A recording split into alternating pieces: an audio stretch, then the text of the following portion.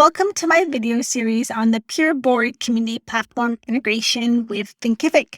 In this video, I'm going to continue where I left off from the previous video and focus this demo today on showing you how Peerboard can be a great alternative to either Facebook, Slack, Discord, or whatever platform you're using right now as a community platform that's very much built in and seamless into Thinkific. So I know there's a lot of jargon where anytime any of this is confusing, please just leave a comment. I love helping people. I love teaching and just sharing however I can help. In my last video, you've seen that I've created lots of different spaces. The idea is with all these different spaces, I can use this both as a course learning discussion platform and as a general community platform. Now, what you'll have to do, though, if you want to use it as both, is you'll want to be really diligent to make sure that when you're setting it up, that you set up the course, your different cohorts or communities or spaces, like my alumni space or a winter cohort space, if I was coaching different cohorts, is to make sure to assign different groups to different spaces, making sure you also assign the right group to the right space so that they're enrolled in the right discussion platform and interacting with the community that they're a part of. That makes it easy not only for you, but also for your admin and for any of the moderators to make sure that they're interacting with the right community and cohort. I'm going to now focus on then shifting this conversation to then how you would use this as a general community. If I'm running a community platform and my whole goal first is to ask myself, what is the whole goal of building a community? And why do I want to do this? What is my goal? What is my outcome? What kind of message do I want to share? What do I want to help people with? Those are some really great questions to ask yourself first before you start a community.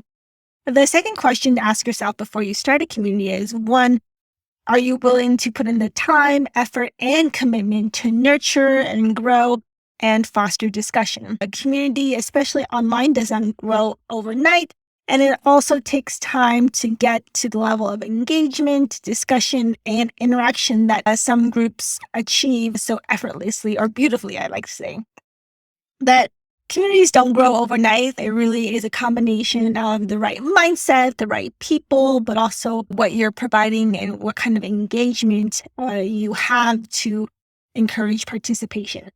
And so if I am using this strictly as a community platform, let's just ignore all the spaces from the updates forward. I've made those private so that if someone clicks on this link on my Thinkific landing page, they will only see my public spaces. And the reason why I want to do this is because I want to ensure that the privacy of my students is maintained. And this also honors their security and privacy with what they share in their courses and in our coaching programs that is separate from me trying to bring in new people into my programs through a public space. Or you can think about like public spaces and public groups are a great testing ground to sign people up for your programs, offer services, sell other digital products besides courses. Maybe you have a workbook, you have a worksheet, you have some kind of ebook. There's so many different ways that you can use a community to sell and grow your business. So let's just assume and focus on this general discussion and set it up so that general discussion, testing ground, and questions are like my main aspects of the idea is really with general discussion is I want any kind of general discussion to go in general discussion. And then testing ground would be like, hey, I'm looking for some feedback on this new course that I want to build. And I've seen a lot of discussion in general from people who feel like they don't have a lot of comfort and familiar with technology. And so I want to build a course that teaches people how to feel empowered around technology. And so then I can use the research and conversation from the general discussion group and then set up the testing ground group as for new products. And then questions would be any questions related to using and navigating this community platform. I can even call it technical questions in that space. And then I can use video requests as I do a lot of videos on YouTube and you have a specific video request, you can post it here. The idea is I want to organize my spaces to maximize discussion, but also make sure the discussions are organized and also convenient and accessible for students so that they are able to I also want to make this a space where it's easy for people to access what they need. There is a search and you can search for a specific topic, but I think it makes a huge difference when people can just go into different spaces and post a direct question or engage with a direct question itself. It's a little bit more convenient. It saves them time and allows them to be a little bit more strategic with how they're using them. One of the things I want to show you is that in this community, you can see that I've made these groups, like the alumni groups and the discussions and threads in those groups, private, so that when people see this on the main landing page, they will only see those that are. If I am in this general discussion group, general discussion space, what I'd like to do is set this up so that the discussions are focused and tailored to what the purpose of discussion space is. So discussion, the idea of general is really just all thoughts, all, musings, whatever is kind of top of mind, what comes to mind. This is the space for you to post.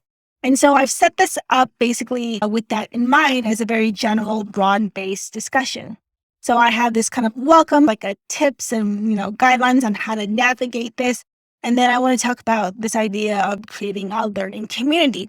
And so I've created these two discussion threads, and then I can also encourage people, embed in creating and fostering a learning community. I can put a link to the video here, but I can also embed the video directly in here if I like.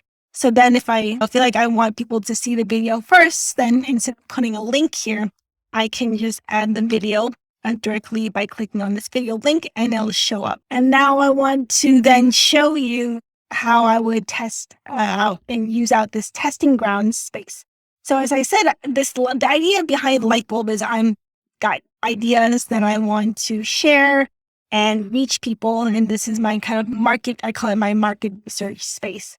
And so the idea here is I want to use this as market research. So I can say working on technology empowerment.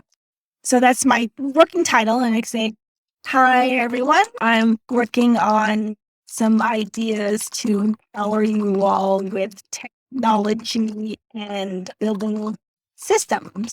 I've seen some feedback, and this is what I'm thinking. And then I can add bullet points as adapting to new technology and software, challenging our zone, and I can put in more text. The idea is this is my first thread on testing out this idea for a technology empowerment course. And so now let's take a look at my post. And here is my post. And anytime I want to reply, I click on that plus button that you saw earlier, and I can reply here. I can add an image. If you wanted to respond to me with a video, you'd have to post a video link. They're working on adding a way so that you can direct add a video so that it shows up rather than just as a link. So that's how I would use a technology, how I would use this testing ground space as a market research within my community for new product ideas. Now then, I can use video requests to say, I can structure this to say ongoing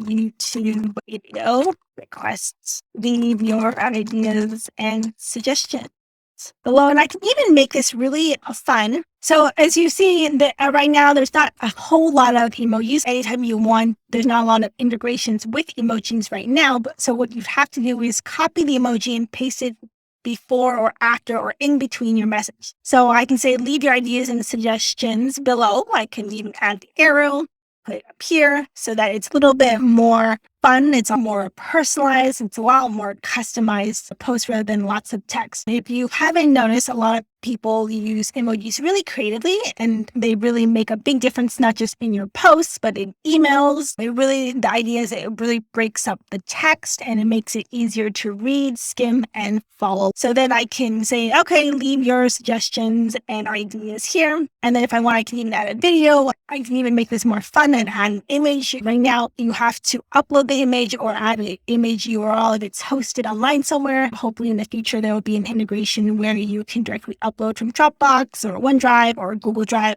But right now that is where they're. Let's just say this is my sort of space for video requests. So if someone has a specific idea for a video, then we can just use this thread here. And then I'll post it. And then if you want to leave a comment, you can put it here.